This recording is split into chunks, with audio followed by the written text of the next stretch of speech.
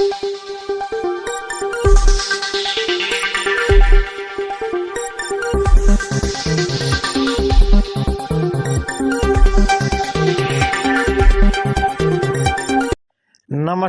Jharkhand news fast live में आप सभी दर्शकों का स्वागत है। आइए देखते हैं आज के विशेष समाचार।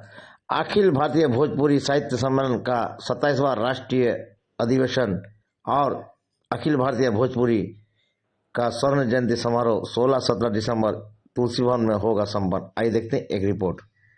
मॉरिशस एक टापू है हिंद महासागर में, मडागास्कर के बीच और अफ्रीका के बीच में है। और उस समय 1834 में जब दास प्रथा समाप्त हो गया पर गन्ने के खेत में, तो जब वो समाप्त हो गया, वो गोरे लोग को ऐसा लगा। आज का जो अपना प्रेस वार्ता था, यह अखिल भारतीय भोजपुरी साहित्य सम्मेलन का 27वां राष्ट्रीय अधिवेशन है और अखिल भारतीय भोजपुरी साहित्य सम्मेलन का यह स्वर्ण जयंती वर्ष भी है। मैंने 50वां वर्ष पूरा हो रहा है और इस अवसर पर यह बहुत ही महत्वपूर्ण कार्यक्रम जमशेदपुर के तुलसी भवन में आयोजित हो रहा है। कब और कब से चलेगा ये?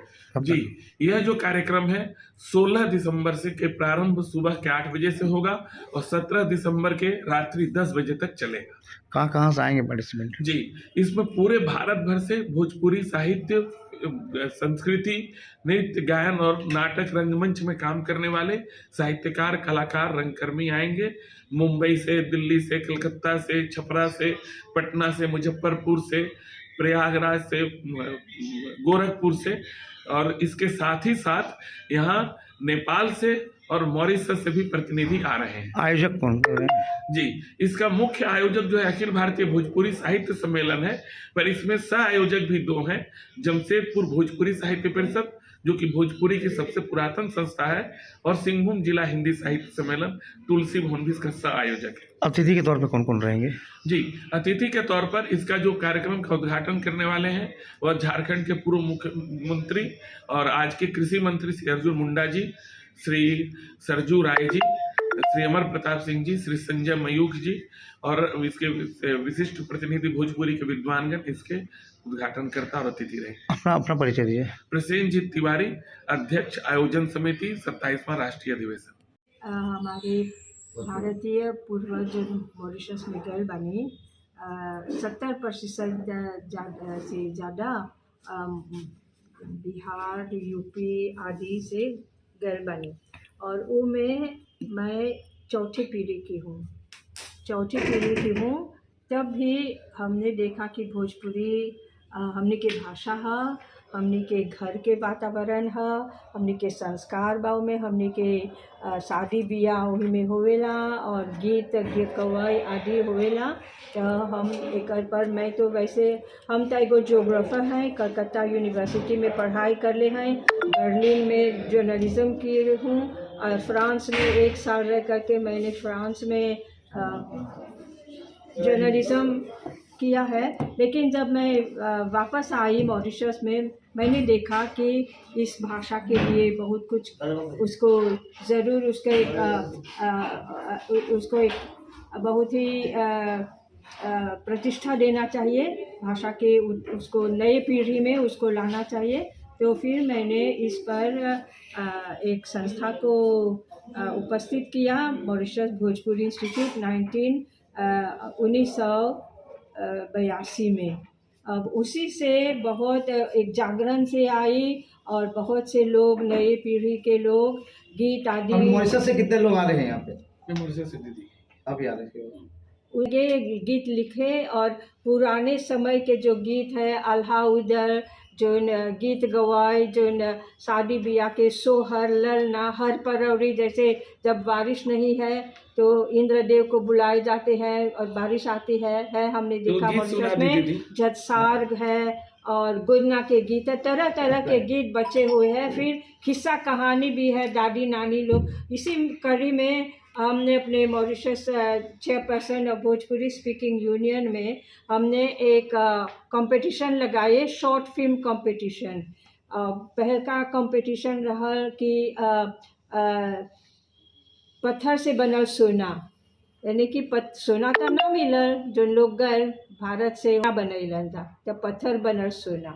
दूसरा फिल्म है कि गांधी जी के जीवन जो है, सब बच्चे लोग जानते हैं गांधी जी लाठी वाला बूढ़ा है, उसने ऐसा। तो Gandhi ji as a young person वो कैसे लोगों को प्रभावित किए, उनके किसे परिवर्तन किए उनके जीवन।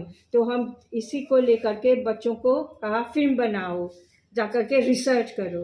अब जो रिसर्च हम लोग भोजपुरी स्पीकिंग यूनियन की ओर से करवा रहे हैं कि बच्चे लोग अपने दादी नानी के पास जा, बुढ़िया पहाड़ के कहानी बाहोजो परी कहानी बन गए बाटे, हो जा लिखल बाटे के गोबर महादेव अंगना लिपाई के गज मोतिया हो महादेव चौका पुराय सुनिए शिवा, शिवा के दोहाय सुनिए शिवा।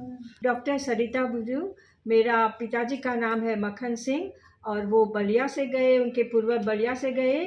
मेरे पति हरीश बुजू जी डिप्यूटी प्राइम मिनिस्टर थे मॉरिशस में, और उनके पूर्वज आरा और हजारीबाग से गए। मॉरिशस में अंतर्राष्ट्रीय भोजपुरी महोत्सव होगा जिसमें दुनिया भर के डेलीगेट्स लोग आएंगे, और मॉरिशस उन्हीं के देश हैं, आप ही लोगों के देश हैं। अपने वहाँ के हमारे जो भारतीय लोग हैं कंधा से कंधा मिलाएंगे, भेंट अक्वार करेंगे कि हम भी, हमारे एक ही खून है, एक ही संस्कृति है, एक ही सभ्यता है। मध्य प्रदेश 12 जिला सिमरौनगढ़ नगर पालिका वार्ड नंबर 8, मेरे गांव का नाम पड़ता है कुचरवा। नेपाल से हूँ, मैं नेपाली नागरिक। क्या कहना चाहते हैं? इस प्रोग्राम में आए हैं, ये प्रोग्राम में हम आयल बानी, हमरा बहुत बढ़िया लगता, अच्छा लगता। ये जरूरी बा और जौन सवाल बा कि नेपाल में भोजपुरी के का बात। नेपाल में सबसे पहले भोजपुरी नेपाल के तीसरा सबसे बड़ भाषा है। वहाँ 18 लाख से ऊपर लोग के मातृभाषा है भोजपुरी, जौन नेपाल के जनसंख्या के 6.24% होला। ओकरा बाद नेपाल के संविधान के धारा 6 के मुताबिक भोजपुरी नेपाल के राष्ट्रभाषा है। आ भाषा आयोग के हम अध्यक्ष हैं। नेपाल सरकार के संवैधानिक निकाय भाषा आयोग है, वो भाषा आयोग के हम अध्यक्ष हैं।